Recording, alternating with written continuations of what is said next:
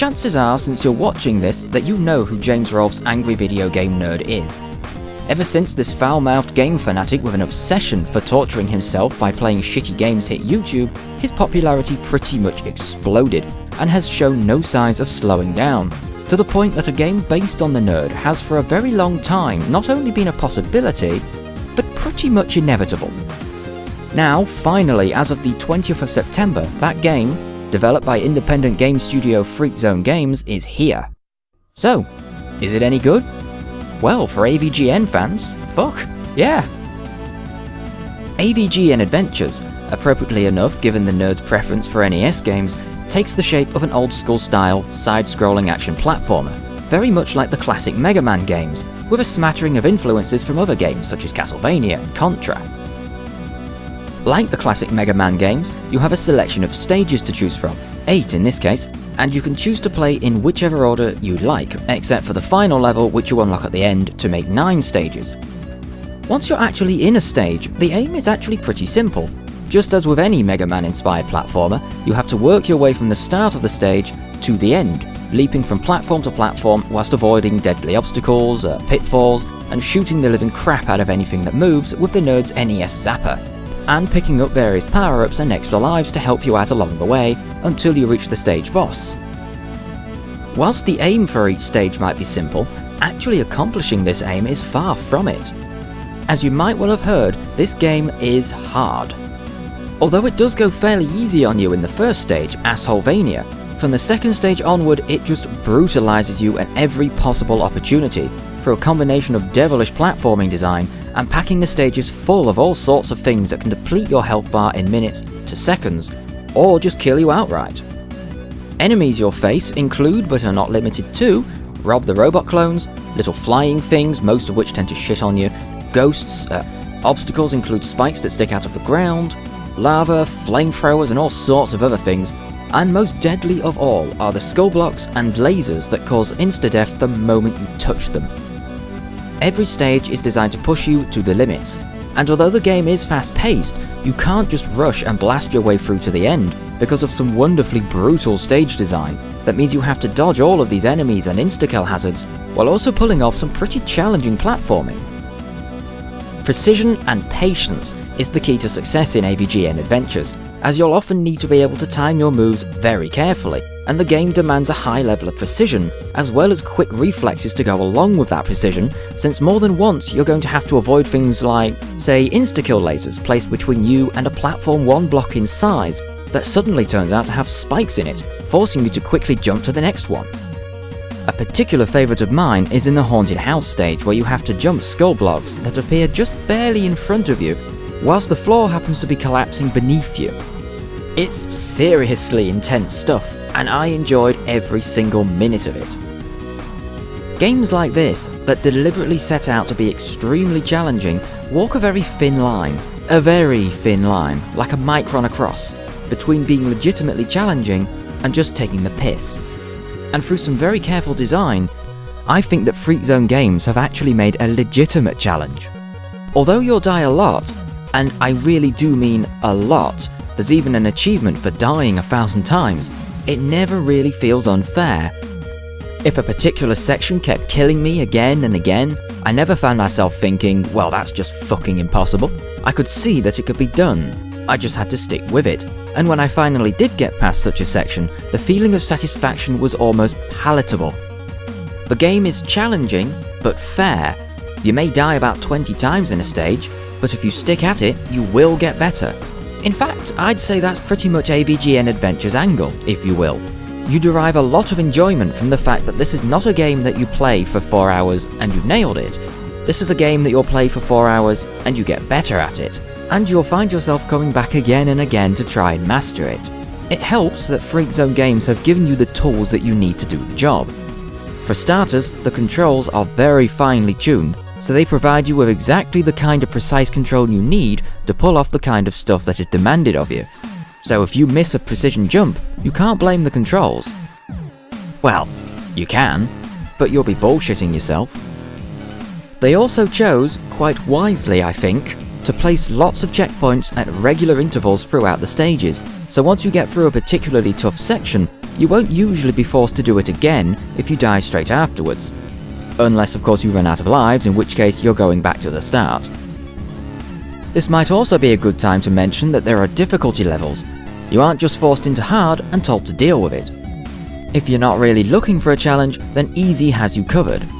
I recommend starting from at least normal though, since half the fun in this game is in the challenge, and normal still provides you with a good challenge, but doesn't overdo it, because you have unlimited continues and it saves your progress after every stage, so you can still take your time.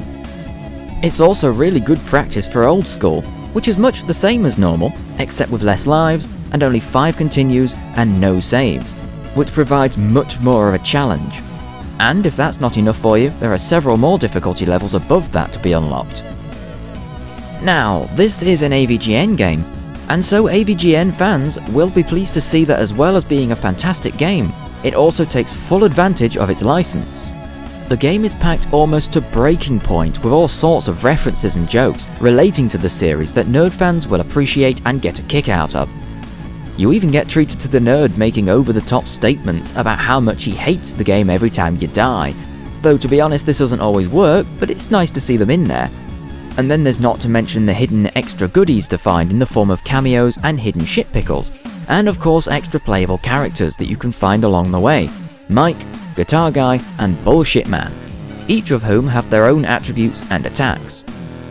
They aren't utilised nearly as much as they should be.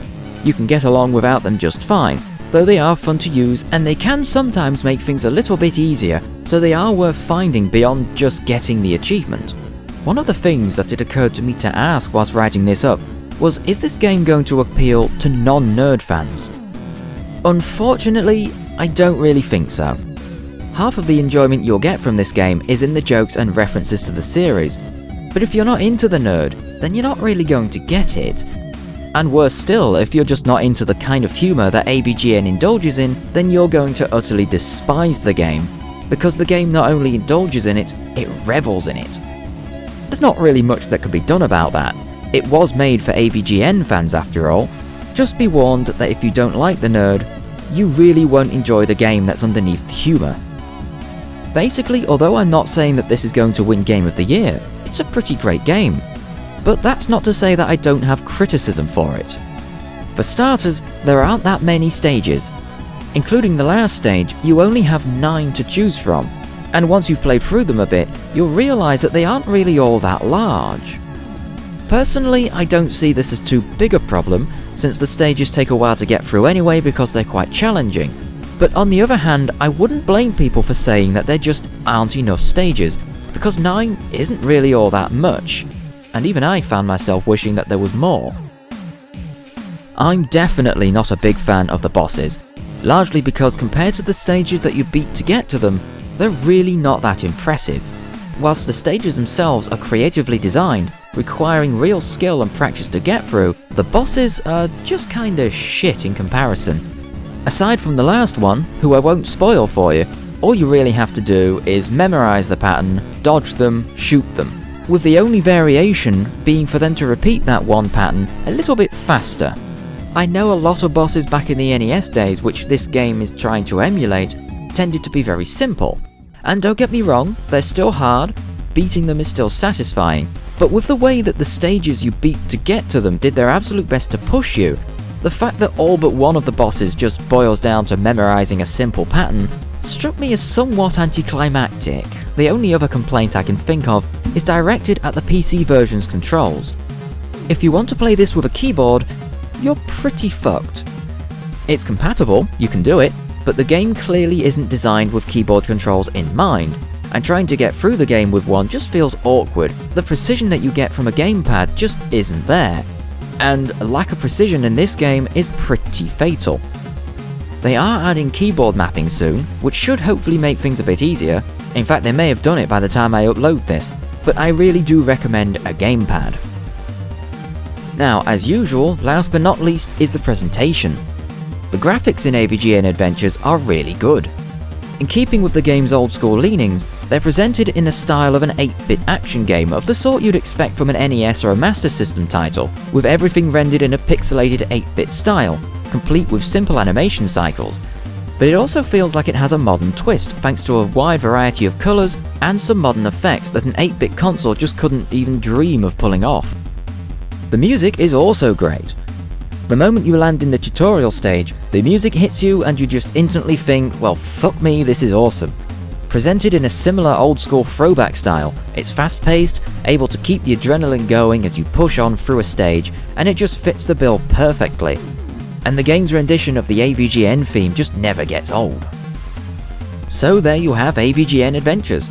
Basically what Freak Zone Games have given us here is a really good action platformer in the style of the classics of the genre. Like I've said before, it's not going to win Game of the Year, but its great stage design, high but fair level of difficulty, as well as a ton of fan service, means that for AVGN fans who happen to like action platformers, this is pretty much the game that many of us have been waiting for. Just be aware that if you aren't into the Nerd series, then you might not enjoy it. But if you are, then there's a pretty good chance that you will.